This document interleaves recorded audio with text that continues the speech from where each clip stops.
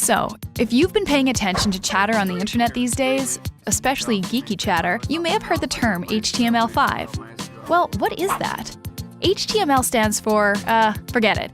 But it's the behind-the-scenes coding language that makes us able to see stuff online. Since the original HTML was invented with the web over 20 years ago, it has gone through many updates, but it's been more than a decade since the last one, and in web terms, that's pretty much forever. I mean, like 10 years ago, we all still loved our digital watches. Oh wow, a calculator! So HTML has been a few steps behind changes on the web for quite some time. For example, when video came along, there was no way to integrate it naturally into HTML, so different companies developed their own video players to work around it. These worked okay, but they were all external plugins, meaning that you had to download them, and this was, well, annoying and potentially risky.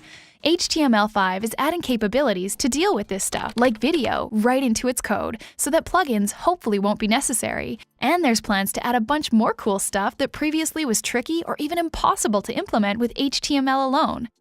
The overall hope is that someday it will create a standard, consistent web experience across all devices and browsers.